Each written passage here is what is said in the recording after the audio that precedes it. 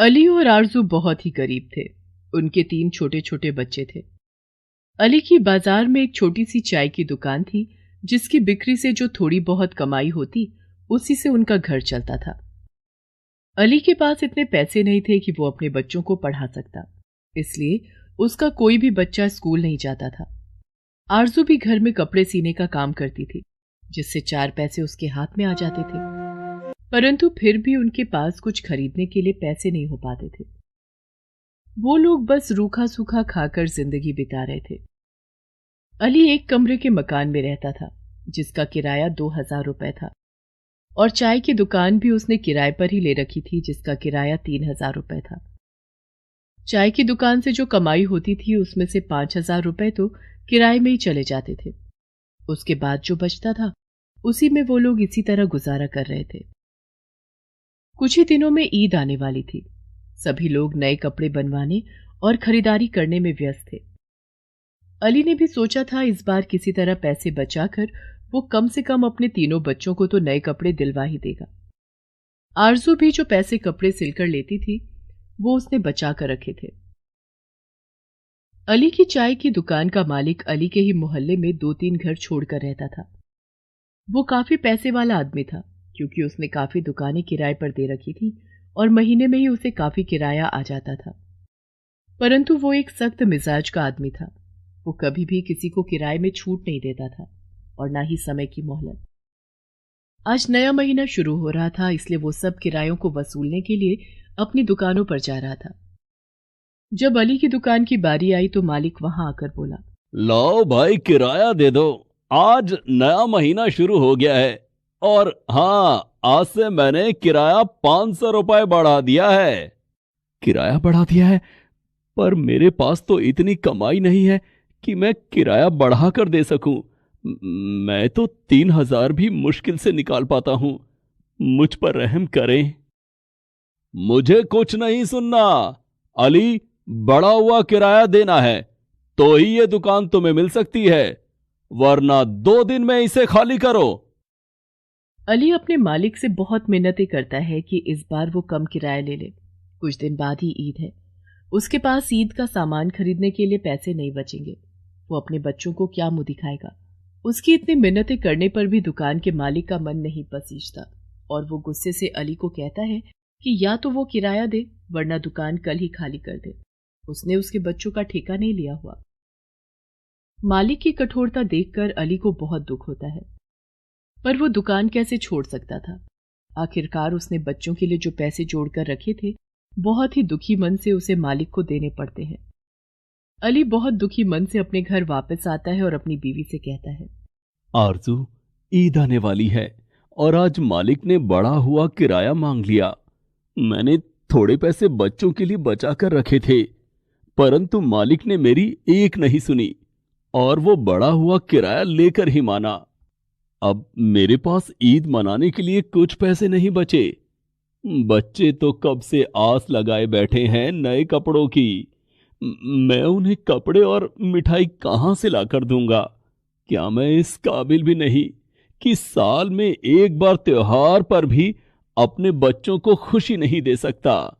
देखिए, आप इतना दुखी मत होइए। अल्लाह सब ठीक करेगा। अभी ईद में 4-5 दिन बाकी हैं। अल्लाह ने चाहा तो कुछ ना कुछ इंतजाम हो ही जाएगा, वरना थोड़े बहुत पैसे तो मैंने भी बचा कर रखे हैं। हम उन्हीं में से बच्चों को कुछ दिलवा देंगे। फिर अली तैयार होकर दुकान के लिए निकलता है। तभी वो देखता है कि उसकी दुकान का जो मालिक है उसके घर के अंदर से धुआं निकल रहा है। वो पड़ोस में दरवाजा खटखटाकर पूछता है, ये धुआं कैसा है और क्या घर के अंदर कोई है या नहीं। पड़ोसी ये देखकर हैरान हो जाते हैं और घबराकर बोलने लगते हैं, या अल्लाह, ये दोनों मियाँ बीवी तो अभी अभी ताला लगाकर हमें कहकर गए हैं कि उनके दोनों बच्चे अंदर सोए हुए हैं और वो बस 1 घंटे में वापस आ रहे हैं। ये सुनते ही अली के होश उड़ जाते हैं कि उसके मालिक के दोनों बच्चे अंदर हैं और घर में आग लग गई है। सभी पड़ोसी इकट्ठा हो जाते हैं और चिल्लाने लगते हैं, परंतु कोई भी उनके घर के अंदर जाने की हिम्मत नहीं करता। अली बिना सोचे समझे पत्थर से उनके घर का ताला तोड़कर अपनी जान जोखिम में डालकर अंदर जाता है और दोनों बच्चों को सही सलामत लेकर बाहर आ जाता है। अभी आग इतनी नहीं बढ़ी थी, परंतु यदि 5 मिनट की भी देरी हो जाती तो शायद दोनों बच्चों को बचाना मुश्किल था। बच्चे घबराहट से बेहोश हो जाते हैं। अली उन्हें अपने घर ले जाता है। आरजू जल्दी से उन बच्चों को बिस्तर पर लिटाती है और उनके मुंह पर पानी के छींटे मारती है। कुछ ही मिनट में बच्चे होश में आ जाते हैं। आरजू और अली उन्हें पानी वगैरह पिलाते हैं और आराम करने को कहते हैं। उधर घर का मालिक और उसकी बीवी दोनों जैसे ही वापस आते हैं, अपने घर से धुआं और आग देखकर उनके होश उड़ जाते हैं। वो जोर जोर से चिल्लाने लगते हैं, अल्लाह, ये क्या गजब हो गया, दोनों बच्चे अंदर ही मर गए। दोनों जोर जोर से रोने लगते हैं। तभी अली वहां आता है और मालिक से कहता है, अरे अरे, आप रोइए मत। आपके दोनों बच्चे सही सलामत हैं और मेरे घर पर हैं। चलिए मैं उनसे मिलवाता हूं। अली की बात सुनकर दोनों की जान में जान आती है और वहीं खड़े लोग उन्हें बताते हैं कि किस तरह अली ने अपनी जान जोखिम में डालकर उनके दोनों बच्चों की जान बचाई है।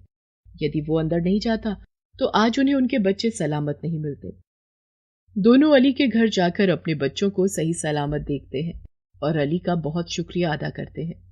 अली भाई, मैं बहुत ही शर्मिंदा हूं। मैंने तुमसे कितना बुरा व्यवहार किया। तुम्हारी मजबूरी को समझे बिना मैं तुम पर गुस्सा होता रहा, परंतु फिर भी तुमने मेरे बच्चों की जान बचाई है। इसका कर तो मैं कभी भी नहीं उतार पाऊंगा, पर यदि तुम्हें कभी मेरी जरूरत हो तो मेरी जान भी तुम्हारे लिए हाजिर है। ये कहकर मालिक अपने बच्चों को लेकर घर वापस आ जाता है। अगले ही दिन ईद थी। अली का मालिक अपनी बीवी और बच्चों के साथ मिठाइयां और बहुत से तोहफे लेकर अली के घर आता है। वो अली को मिठाइयां देता है और उनके तीनों बच्चों को नए कपड़ों के पैकेट पकड़ाता है। ईद मुबारक हो अली भाई। बच्चों के लिए नए कपड़े और कुछ तोहफे और मिठाइयां लाया हूं। आज हमारी ईद तुम्हारी वजह से ही है। यदि तुमने मेरे बच्चों की जान ना बचाई होती तो आज हम कोई खुशी ना मना रहे होते। इसलिए मैंने सोचा ईद पर तुम्हारे साथ खुशियां बांटने से अच्छा और क्या हो सकता है। इसीलिए हम सब लोग तुम्हारे साथ ईद मनाने आ गए हैं। अली और आरजू ये सब देखकर बहुत खुश होते हैं और उनके बच्चे तोहफे और नए कपड़े पाकर खुशी से झूम उठते हैं। सभी बच्चे मिलकर ईद मनाने लगते हैं। दुकान का मालिक अली से कहता है कि आज से वो दुकान उसकी है, उसे उसका कोई भी किराया देने की कोई जरूरत नहीं। अली ये सुनकर बहुत खुश होता है। वो अपने मालिक के गले लग जाता है और उसका शुक्रिया अदा करता है। अब सब लोग मिलजुल कर खुशी खुशी ईद मना रहे थे। Please subscribe this channel.